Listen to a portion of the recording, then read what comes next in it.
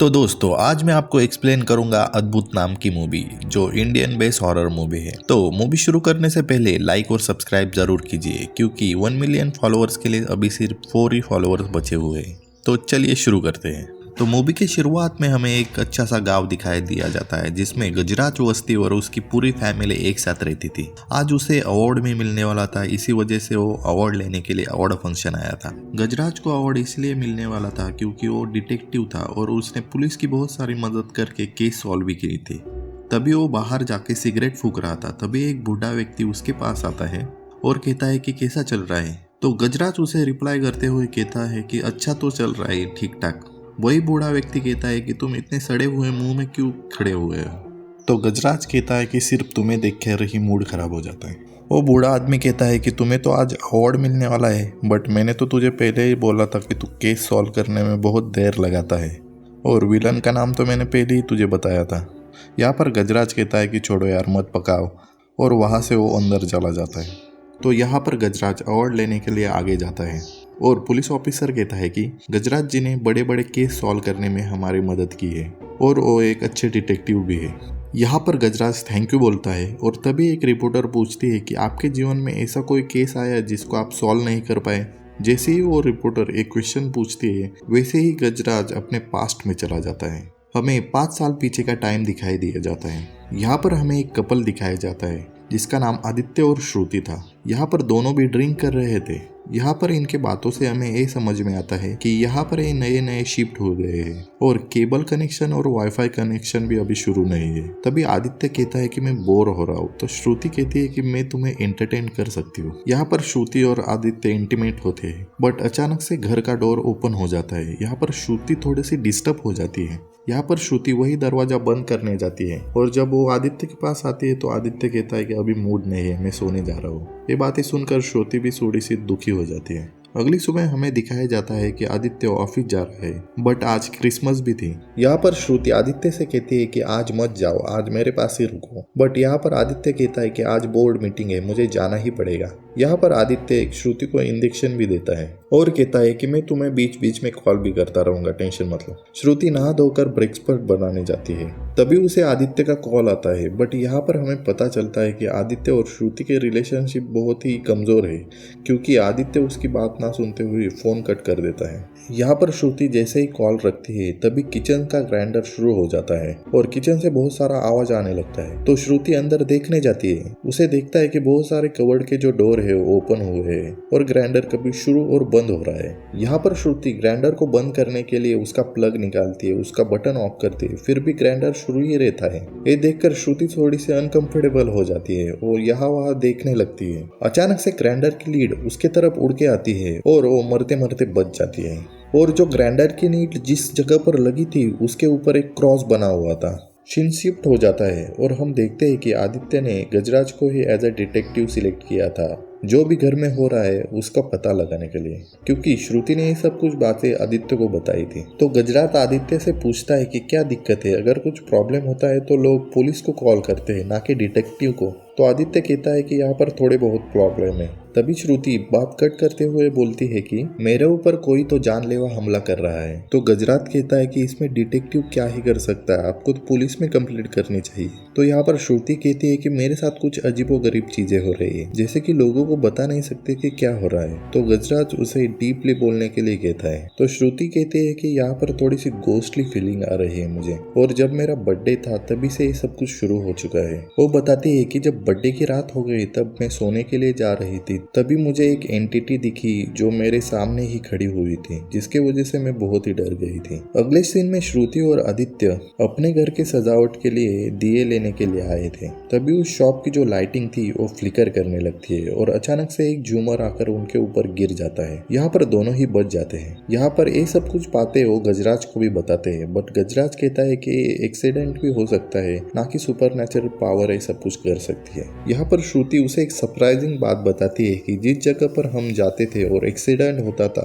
उस जगह पर हमें क्रॉस दिखाई देता है। यहाँ पर वो उसके फोटो भी गजराज को दिखाती है। यहाँ पर गजराज थोड़ा सा शांत बैठ जाता है। तभी आदित्य कहता है कि ये सब कुछ बातें कुछ मीनिंग बना रही है आपके लिए। तब गजराज कहता है कि ये दोनों भी बातें आपके साथ हुए है। फर्स्ट तो ये बर्थडे के दिन हुआ था और सेकंड जो है जब आप यहाँ पर आए थे तब हुआ है। यहाँ पर डेट का तो मीनिंग बन रहा है कुछ ना कुछ। तो वो पूछता है कि अगले कुछ महीनों में आपका कोई इम्पोर्टेंट दिन है? तो श्रुति गजराज को बताती है कि अगले हफ्ते में आदित्य का एनुअल बिजनेस डे है। गजराज उस सब की डिटेल आदित्य से मांगता है और कहता है कि कुछ भी दिक्कत हो बिना हिचक के मुझे कॉल कर सकते हैं आप, तब तक अपना ध्यान रखिए। तभी गजराज वहाँ से चला जाता है। यहाँ पर गजराज अपने जूनियर सोनू को कहता है कि रावत हाउस के पास की जो भी प्रॉपर्टी है और 1 किलोमीटर दायरे के अंदर जो भी आता है उसकी डिटेल मुझे निकाल के दो। और गजराज सोनू को कल की फाइल के बारे में पूछता है। यहाँ पर सोनू कहता है कि काम चल रहा है उसके ऊपर, बट गजराज यहाँ पर बहुत ही शातिर होता है। गजराज उसे बताता है कि तुमने साइकिल भी ठीक से पार्क नहीं की,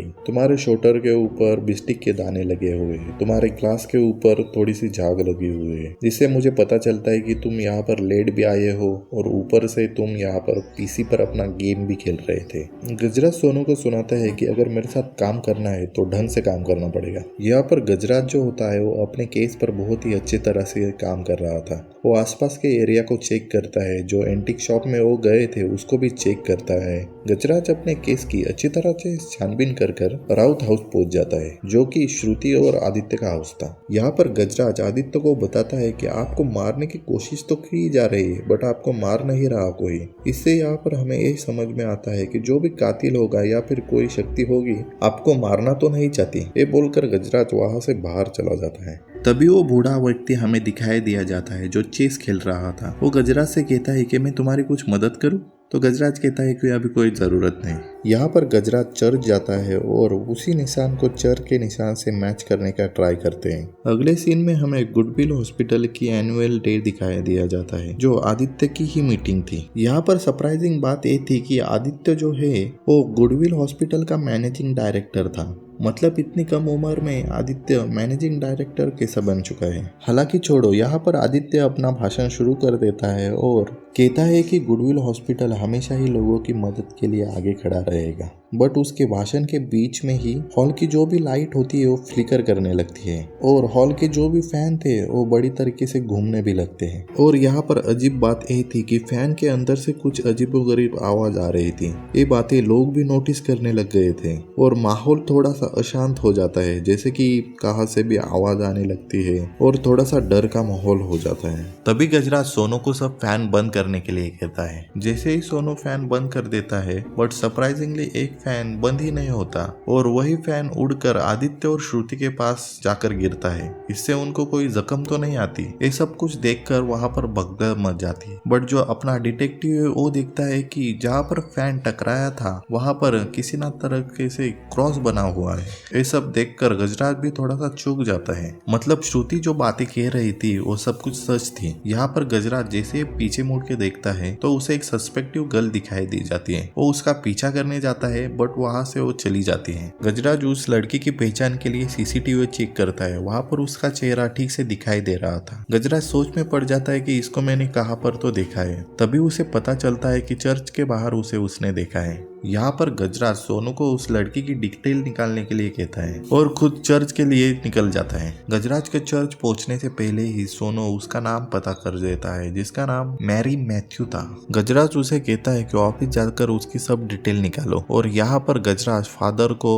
मैरी मैथ्यू के बारे में पूछता है। चर्च का फादर उसे बताता है कि मैरी जो है आशा एनजीओ के साथ लोगों की मदद करती है। गजराज मैरी का नंबर चर्च के फादर से मांगता है, बट चर्च का फादर कहता है कि मेरे पास तो उसका नंबर नहीं है। तो गजराज वहां से चला जाता है। ऑफिस में सोनू उसे बताता है कि मैरी का जो भी डेटा है वो सिर्फ आशा एनजीओ के साथ ही है, बाकी कोई भी डेटा हमें नहीं मिला, जैसे उसके बचपन का। तो यहाँ पर गजराज थोड़ी सी सोच में पड़ जाता है और अपने मन से ही कहता है कि मैरी कौन है। यहाँ पर गजराज सोनू से कहता है कि आशा एनजीओ के बारे में, मैरी के बारे में मुझे फुल डिटेल चाहिए, जैसे कि मैरी कहाँ पर जाती है, क्या करती है, कितने घंटे कहाँ पर रुकती है, ये सब कुछ डिटेल मुझे चाहिए और गलती की कोई गुंजाइश नहीं होनी चाहिए। तो यहाँ पर सोनू हाँ बोलता है और मैरी के ऊपर और आशा संस्थान के ऊपर ध्यान रखने के लिए चला जाता है। यहाँ पर गजराज आदित्य को मिलने जाता है। तभी वो देखता है कि आदित्य किसी लड़की के साथ बड़ी फ्रेंडली तरीके से बात कर रहा है। वो आदित्य के पास जाता है और कहता है कि मैरी मैथ्यू के बारे में तुझे पता है कुछ? तो आदित्य कहता है कि मुझे तो मैरी मैथ्यू के बारे में कुछ भी नहीं पता।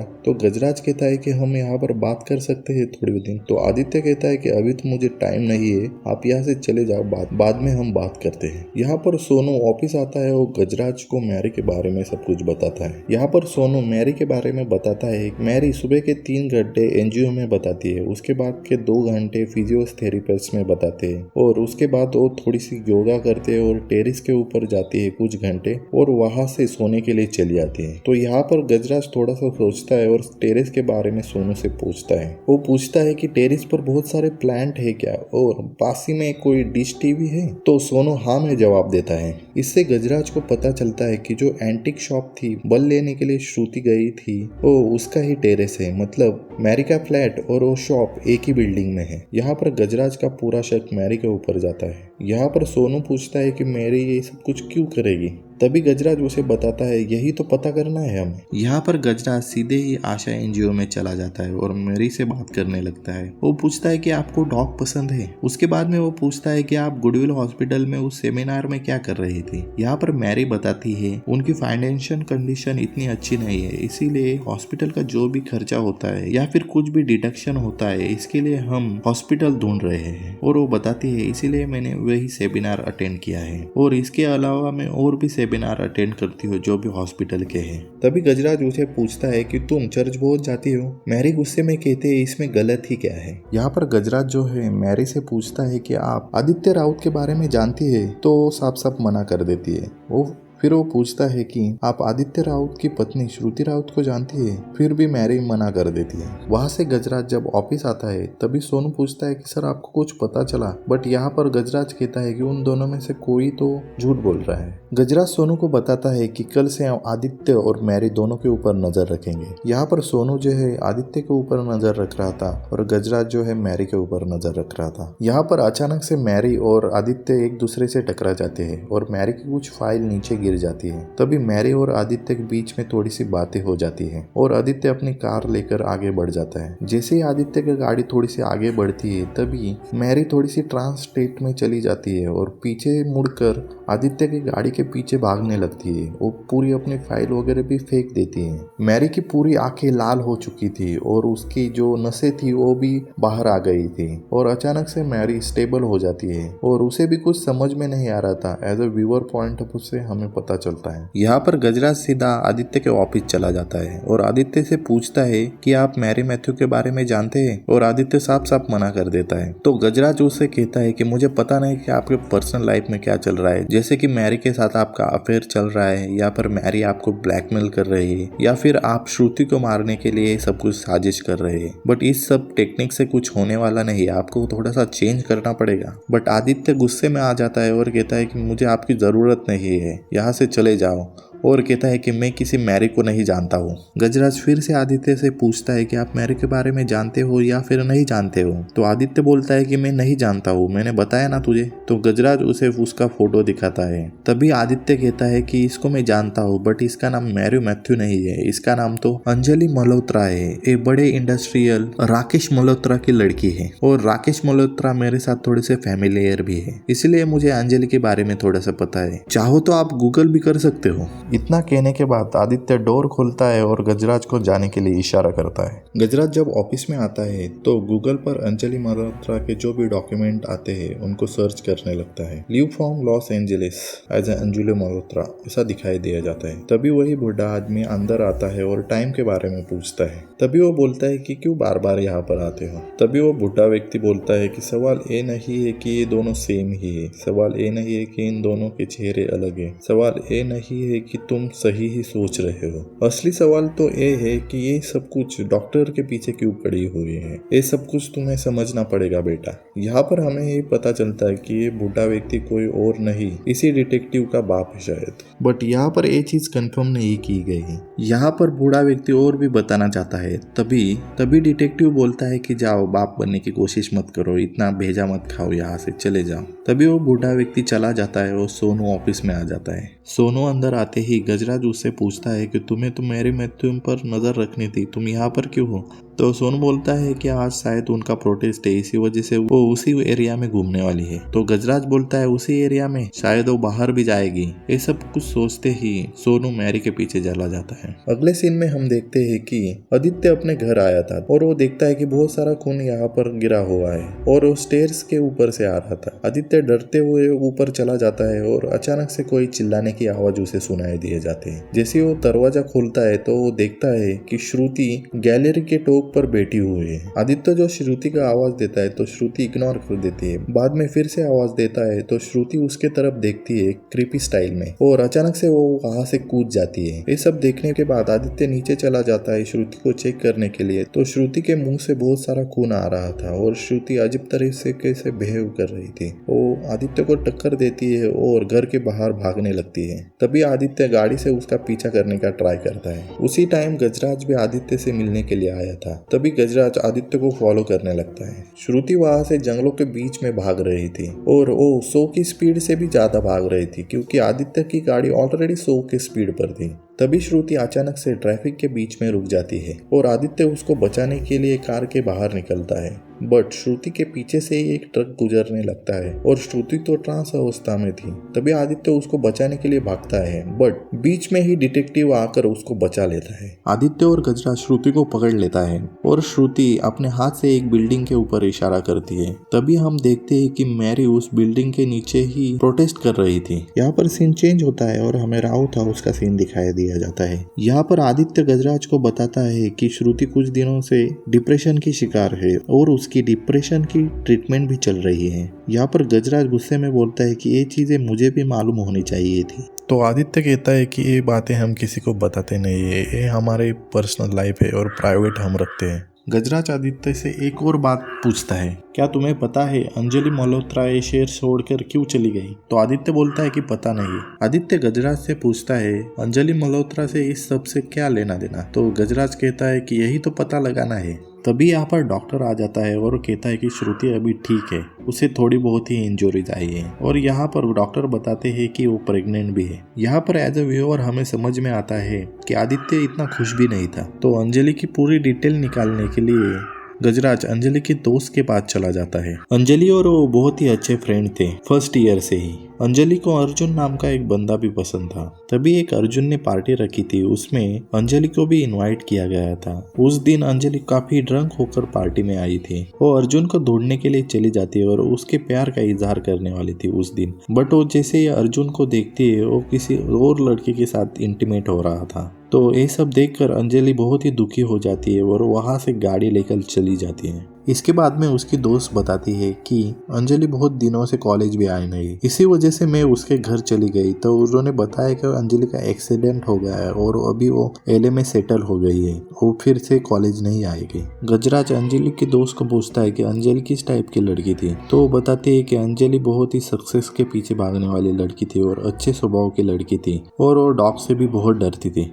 ये बातें सुनने के बाद गजराज थोड़ा सा चौंक जाता है। गजराज वहां से निकल जाता है और सोनू को अंजलि के एक्सीडेंट की फाइल लाने के लिए कहता है। अगले सीन में हमें आदित्य और श्रुति का सीन दिखाया जाता है, जहां आदित्य बोलता है कि तुम प्रेग्नेंट कैसे हो गई? तो श्रुति बोलती है जब मेरा बर्थडे था तब हम दोनों इंटीमेट हुए थे, इसी वजह से शायद। तो आदित्य बोलता है कि अब बोलने के लिए तो कुछ बचा भी नहीं है, क्या ही बोलोगी तुम? अर्जुन जब पीछे मुड़ के देखता है तो कंटिन्यूअसली श्रुति अपना दिमाग दीवार पर मार रही थी। आदित्य उसको होश में लाने के लिए ट्राई करता है बट वो सडनली उसकी गर्दन ही पकड़ लेती है। आदित्य बहुत ही डर जाता है और पीछे हटते हुए किसी न किसी तरीके से उसे बेड पर बांध देता है। आदित्य श्रुति का इंजेक्शन लेने के लिए ड्रॉवर चेक कर रहा था। तभी श्रुति का बेड वर्टिकली खड़ा हो जाता है और श्रुति भारी आवाज में बोल रही थी, तूने मुझे क्यों मारा, तूने मुझे क्यों मारा? तभी आदित्य उसकी तरफ देखता है और जोर से श्रुति का नाम चिल्लाता है, जिसके वजह से श्रुति होश में आ जाती है और बेड नीचे गिर जाता है। यहाँ पर सोनू के हाथ में अंजलि का एक्सीडेंट का रिपोर्ट भी आ गया था। तो वो पढ़ के बताता है कि अंजलि रात के 11 बजे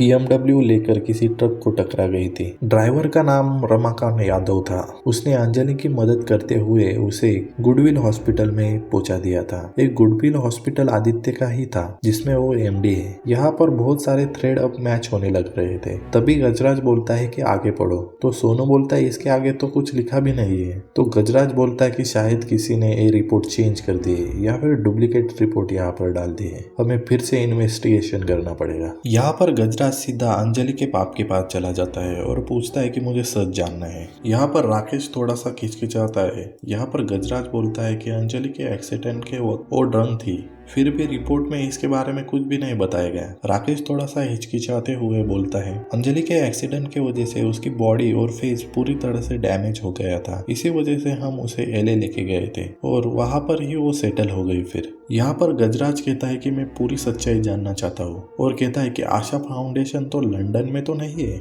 और कॉस्मेटिक की मदद से हाइट थोड़ी बदल जाती है। यहाँ पर डिटेक्टिव का एक कहना था कि अंजलि और मैरी एक ही है। यहाँ पर राकेश थोड़ा सा डरा हुआ दिखाई देता है। तभी डिटेक्टिव कहता है कि डीएनए रिपोर्ट से सब पता चल जाएगा। यहाँ पर राकेश बोलता है कि हाँ, हम उसे एलए लेकर गए थे और उसकी मुंह की प्लास्टिक सर्जरी भी हो गई है। मैरी ही अंजलि है। प्लास्टिक सर्जरी होने के बाद जब हम उसको घर में लेके आए तो बेकी बेकी बातें करने लगी थी और उसने खुद का नाम भी बदल लिया और उसके जैसे जो भी लोग हैं उनकी वो मदद करने लगी जो एक्सीडेंट में घायल हुए और परेशानी में है। और वो नहीं चाहती थी कि राकेश मल्होत्रा उसका पिता है किसी को पता चले। राकेश और बोलता है कि इसी वजह से हमने ये सब कुछ छुपाया है। गजराज उसे एक और बात पूछता है, जब अंजलि का एक्सीडेंट हुआ था और वो गुडविल हॉस्पिटल में थी, क्या उसका इलाज आदित्य ने ही किया था? तो यहाँ पर राकेश हाँ कर देता है। अगले सीन में हमें गजराज और श्रुति की मीटिंग दिखाई दी जाती है। यहाँ पर गजराज पूछता है कि तुम अंजलि को पहचानती हो? तो श्रुति साफ साफ मना कर देती है। गजराज पूछता है कि तुम भी तो पहले डॉक्टर में थी तो तुम्हें पता होगा शायद। तो श्रुति बोलती है कि मुझे नहीं पता, बहुत साल हो गए मैं हॉस्पिटल भी नहीं जाती क्योंकि घर में अब दो हॉस्पिटल के लोग जाते हैं तो घर का माहौल थोड़ा सा खराब हो जाता है। तभी गजराज उसे बताता है कि मैरी और अंजलि दो नहीं एक ही है, मतलब उनकी प्लास्टिक सर्जरी की गई है। तो अंजलि इतना शॉक वगैरह तो नहीं करती।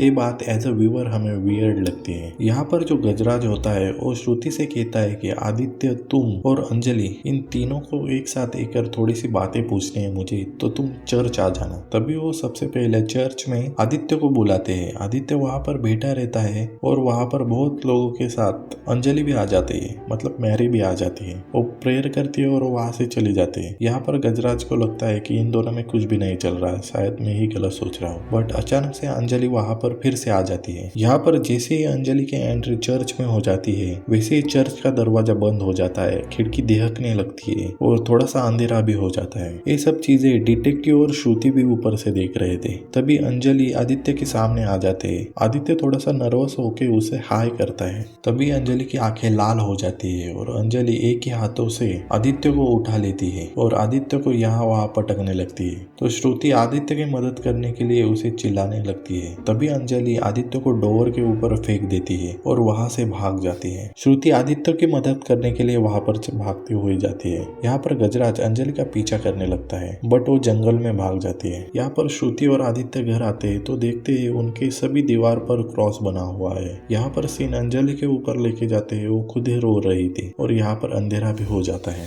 गजराज एक्सीडेंट की जगह पर जाता है और देखने लगता है कि कोई सुराग मिले। तभी वो बुढ़ा व्यक्ति आता है और कहता है कि तुमने मेन विक्टिम को तो छोड़ ही दिया, उससे की चौकसी ही नहीं की। गजराज को उसी समय थोड़ा सा क्लिक होता है और वो उसी समय ट्रक ड्राइवर के पास चला जाता है। यहाँ पर ट्रक ड्राइवर गजराज को बताता है कि जब एक्सीडेंट हुआ तो अंजलि बहुत बुरी तरह से डैमेज हो चुकी थी। मैंने उसे हॉस्पिटल में लेके गया, फिर भी मुझे क्या मिला, मुझे नौकरी से निकाल दिया गया और बताया कि मैं दारू पीकर गाड़ी चला रहा था। बल्कि ऐसा नहीं था, इससे अपोजिट था, वो लड़की दारू पीकर गाड़ी चला रही थी। गजराज आदित्य से मिलने के लिए हॉस्पिटल चला जाता है। वो कहता है कि तुमने अंजलि की जान बचाई, फिर भी अंजलि तुम्हें मारना क्यों चाहती है? तो आदित्य थोड़ा सा गुस्से में आ जाता है और उसे कुछ भी ना बताए हुए वहां से चला जाता है। तभी गजराज हॉस्पिटल के अंदर चला जाता है और देखता है कि लाइट फिकर हो रही है। उसे रूम नंबर 11 दिखाई देती है जहाँ पर लाइट और भी फिकर कर रही थी और वहां पर एक क्रॉस भी टंगा हुआ था।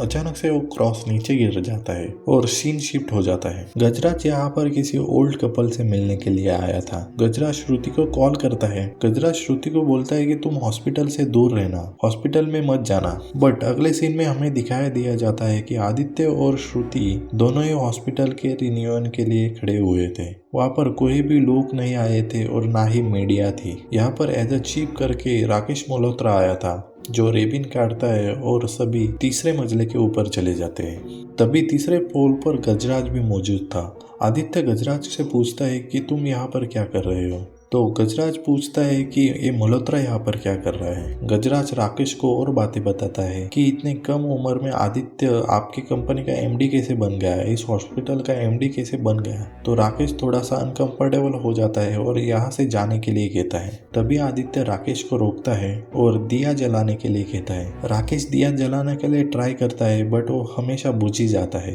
तभी हॉस्पिटल का माहौल थोड़ा सा अजीब हो जाता है, साथ ही अंधेरा भी हो जाता है और थोड़ी सी जमीन हिलने भी लगती है। और अचानक से अंजलि वहां पर उड़कर चली आती है एज अ घोस्ट की तरह। तभी अंजलि राकेश के जो बॉडीगार्ड थे उनको मार देती है, आदित्य का गला पकड़ लेती है और उसको वहां पर पटक देती है। वो श्रुति के पास बढ़ने लगती है। यहाँ पर डिटेक्टिव प्रोटेक्ट करने की ट्राई करता है बट उसे भी अंजलि साइड कर देती है। तभी अंजलि श्रुति को पकड़ लेती है और बेड पर पटक देती है और धारदार चाकू से उसको मारने के लिए ट्राई करती है। पीछे से गजराज उसको आवाज देता है एज अ अम्मू करके और वो वहां पर ही रुक जाती है। जैसे ही वो पीछे मुड़ती है तो देखती है कि यहाँ पर वो ओल्ड कपल भी थे, राकेश सोनू सभी थे यहाँ पर कपल अम्मू अम्मू करके उसको शांत करवा देते हैं। यहाँ पर पूरी कहानी हमें बताई जाती है कि क्या है। तभी गजराज अंजलि और आदित्य को बताता है कि ये लड़की ना मैरी है ना ही अंजलि है, इसका नाम अम्मू है। यहाँ पर जो ये लड़की है वो इन्हीं कपल की बेटी है, इसका नाम मैरी मैथ्यू नहीं, जिसका नाम नैन्सी मैथ्यू है। तभी गजराज आदित्य और श्रुति के तरफ देखता है और कहता है कि तुम सच बताओगे या फिर मैं सच बताऊं। और हमें फ्लैशबैक की स्टोरी दिखाई दी जाती है जहां पर अंजलि का एक्सीडेंट हुआ है और अंजलि गुडविल हॉस्पिटल में आई हुई है। यहाँ पर राकेश मल्होत्रा आता है और आदित्य को कहता है किसी भी तरह से मेरे बेटी को बचा लो। बट आदित्य यहाँ पर कहता है कि उसका हार्ट डैमेज हो चुका है, उसको बचाना इम्पॉसिबल है, आप किसी भी हॉस्पिटल में चले जाइए। तो राकेश यहाँ पर कहता है कि जितना भी पैसा लगेगा मैं दूंगा, पर तुम्हें इसको सॉल्व करना पड़ेगा। तो जो श्रुति होती है आदित्य को पीछे लेके चली जाती है और कहती है कि इस पर एक रास्ता है। तभी श्रुति कहती है कि तुम जो रूम नंबर 11 में एक पेशेंट है उसको मार दो और उसका हार्ट निकाल कर अंजलि की सर्जरी कर दो। यहाँ पर आदित्य थोड़ा सा डरा हुआ होता है, वो ना बोलता है। यहाँ पर श्रुति रूम नंबर 11 में जाकर उस लड़की को मार देती है और वो लड़की और कोई नहीं उसी बूढ़े कपल की बेटी होती है जिसका नाम नैन्सी मैथ्यू होता है। आदित्य और श्रुति उसका हार्ट निकाल कर अंजलि में ट्रांसप्लांट कर देते हैं। तभी जो नैन्सी की जो स्पिरिट होती है वो देखती है कि इन्होंने अंजलि को बचाने के लिए मुझे मार दिया, तो कहती है कि अब मेरे बूढ़े पेरेंट की जिम्मेदारी कौन लेगा। और वो कहती है कि मैं सबको मार डालूंगी। इसी वजह से अंजलि की जो बॉडी है वो नैन्सी ने पजेस कर ली थी। और राकेश ने जैसे बताया था कि अंजलि ठीक होने के बाद कुछ अजीब सा बर्ताव करने लगी थी और एनजीओ की मदद भी करने लगी थी, क्योंकि जो नैन्सी होती है वो गरीबों की पहले से ही मदद करती थी और देखभाल करती थी, इसी वजह से वो ऐसी बन गई थी। यहाँ पर गजराज बोलता है कि जो नैन्सी की स्पिरिट है उसने अंजलि की बॉडी पूरी तरह से काबू में कर ली है। नैन्सी को मारने की वजह से ही श्रुति अब डिप्रेशन का शिकार बन चुकी है और वो पिल्स भी ले रही है। इस सब को कम करने के लिए आपने घर तो चेंज कर दिया बट आपकी डेस्टिनेशन यहाँ पर ही थी, इसी वजह से तुम फिर से नैन्सी की ही पास चले आए। जब मैंने चेकिंग की तब मुझे पता चला जो मैरी जो है हार्ट की पिल ले रही है। 23 साल की लड़की को हार्ट की पिल लेने की क्या ही जरूरत पड़ी। इस वजह से मुझे डाउट हुआ अंजलि का एक्सीडेंट और नैन्सी की डेथ एक कोइंसिडेंट था या फिर साजिश थी। और वहाँ पर पुलिस भी आ जाते हैं और वो आदित्य, राकेश और श्रुति इन तीनों को लेकर जेल चले जाते हैं। तभी श्रुति प्रेग्नेंट होती है और उसको बच्चा भी हो जाता है। जो श्रुति का बच्चा था वो डिटेक्टिव गोद ले लेता है। और दोस्तों यहाँ पर कहानी एंड हो जाती है। अब मैं मराठी में आपको ये कहाणी समजाता हूँ। जी अंजली होती ती राहुलवर प्रेम करीत होती, पण राहुलचं दुसरीकडे लफडं पाहून तिने गाडीची स्पीड वाढवली आणि कुठेतरी मेली नाही म्हणता यायचं, थोडीशी लागलं तिला। त्यानंतरून ती गुडविल हॉस्पिटलमध्ये आली। आदित्यने तिचं ऑपरेशन केलं, पण ऑपरेशनमध्ये हे कळालं की हार्ट तिचं खूपच डॅमेज झालेलं आहे। तर तिला वाचवण्यासाठी आदित्यने आणि श्रुतीने कडेची जी अम्मू होती या फिर मॅरी होती किंवा नॅन्सी होती तिचं हार्ट काढलं, अंजलीच्या आतमध्ये टाकलं, पण हार्ड बरोबर तिचा सोल पण तिच्या आतमध्ये गेला. तर जी अंजली आहे तिने नाव आपलं मॅरी म्हणून ठेवलं, जी नॅन्सी होती. तर नॅन्सीने बदला लेण्यासाठी हे सगळं काय केलेलं आहे. तर मित्रांनो, अशी बेसिक स्टोरी आहे. तर लाईक आणि सबस्क्राईब नक्कीच करा, कारण की 1 मिलियन साठी फक्त 3 सबस्क्रायबर बाकी आहे. धन्यवाद.